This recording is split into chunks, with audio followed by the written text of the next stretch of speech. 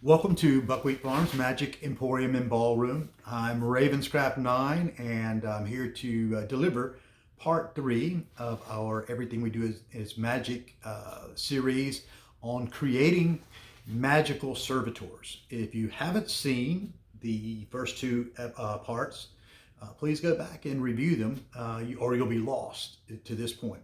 We are creating magical servitors. We are creating, and I want to be clear with this, we're not looking at a mental aspect of whatever your perspective is. We are talking about creating actual energy beings that will exist outside of myself. And so if you've seen part 1 and part 2, if you haven't seen them, go back and watch them.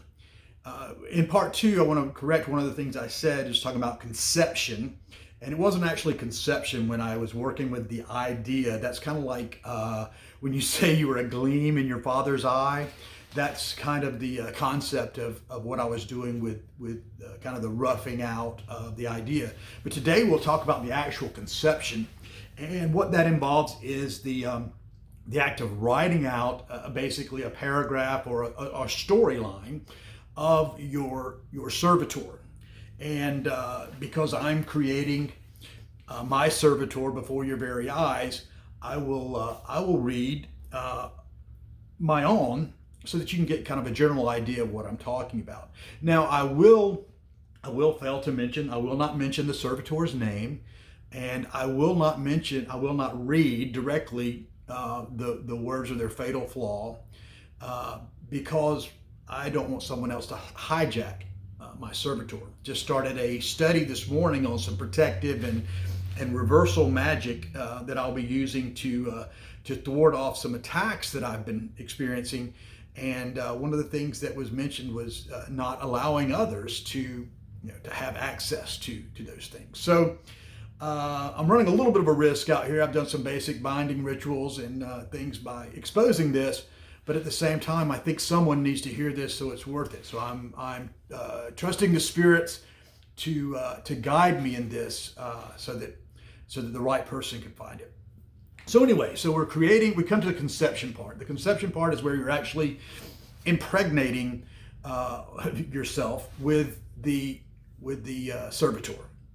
So without further ado, we'll get into it. This is the paragraph that I created based on the information that I have. You are a spirit with power and ability to gather information and learn to create a successful and profitable course teaching the basics of sustainable permaculture. You are skilled in quality video and sound production and with the promotion of the video course. I mentioned the servitor's name. You are a short and stocky bald man with a kind face and deep brown eyes. You wear a red and blue striped shirt. It is your purpose to create and disseminate a highly successful and profitable video course on sustainable permaculture. You will come when I call your name while holding the calling keys of the smell of cinnamon, the sound of a pig's squeal, and the joy of sighting the first fruits upon a plant. Servitor, you are fed by my joy and gratitude and at completing each section of the course, and by those who look upon the Buckwheat Farms Magic Emporium and Ballroom logo. You will be housed in the logo when you're not at work. Servitor, you will work continuously until the online course is published and has its first 180 sales, at which time you will dissipate. You will cease to exist if you are, and this is the fatal flaw I've given him, and then this is your sigil. And below the paragraph, I have listed the sigil. Now, what I'll do is after reading that paragraph, I will read it aloud because there's something about our words that carry very, very powerful. Even the biblical understanding of the word spoken, light be, light. When we speak words, our words carry a very strong kinetic energy. So what I'll do with that is that's the conception part. So I'll read that through aloud, and then I'll read it through two or three times quietly. But the key is, don't worry about getting this right, exactly right. What you want to do is make sure that the Servitor is a reality in your mind and outside your mind. You want to keep this the paper safe. You don't want to let it fall into anyone else's hand, but you do want to keep a written record of the Servitor's creation. Now, what will happen is the gestation period. And the gestation period is now where you're letting the Servitor grow and develop and become what it is. Now, if you're ready to move on right now in the birthing process, that's fine. But I will generally give myself a couple of days, and what I'll do is I'll come back. I really don't want to go through the birthing process on camera. That's kind of an intimate and personal thing. But what I want to do is I'll go through the process a little bit here. It's a time when I can be alone and I won't be disturbed, and I can work with my Servitor.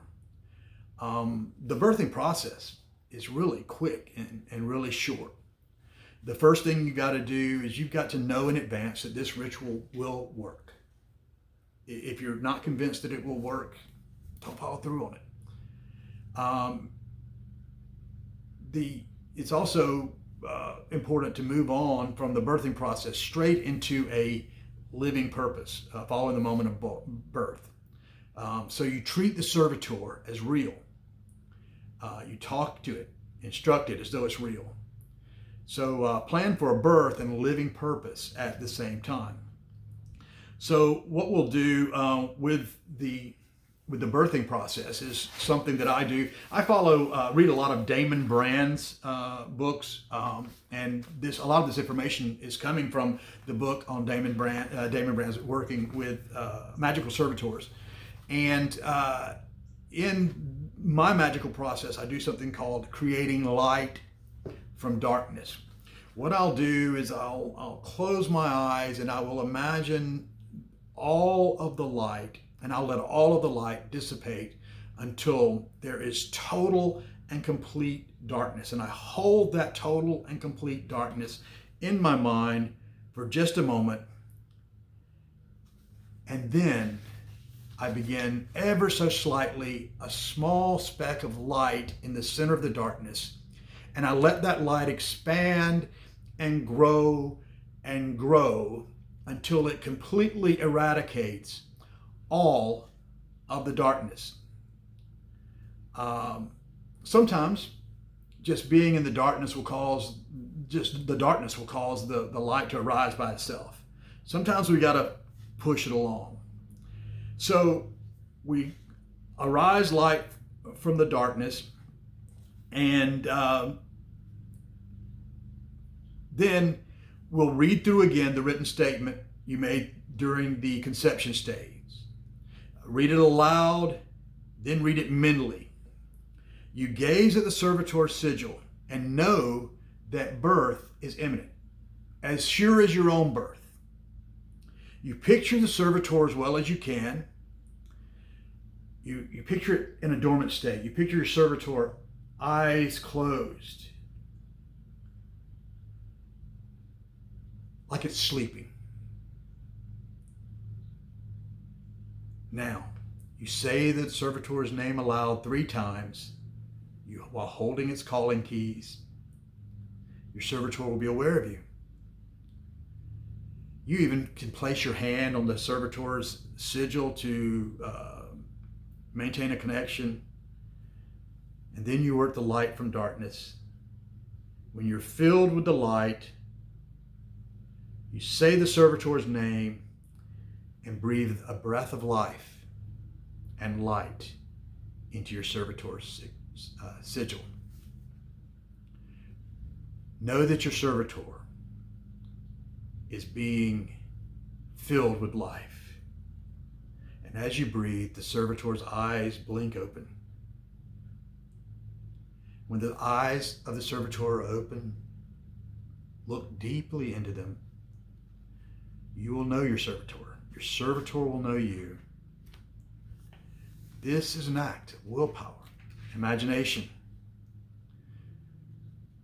So as you see your servitor before you, know that it is real. So immediately after birth, give your servitor its first instructions. Let it begin working for you. This sounds really simple, but I've used it in my own practice. I've created servitors. I'm working on another servitor that I'll be creating now, a servitor of protection, an actual a servitor that will wreak havoc on certain enemies that I have who have been harassing me.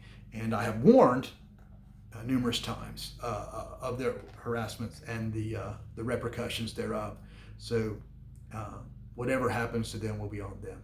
But anyway, that concludes part 3 of creating a magical servitor. If you just walk through those steps, watch this video, go through those steps, and you'll create beings that will bring about your will in this world. Namaste.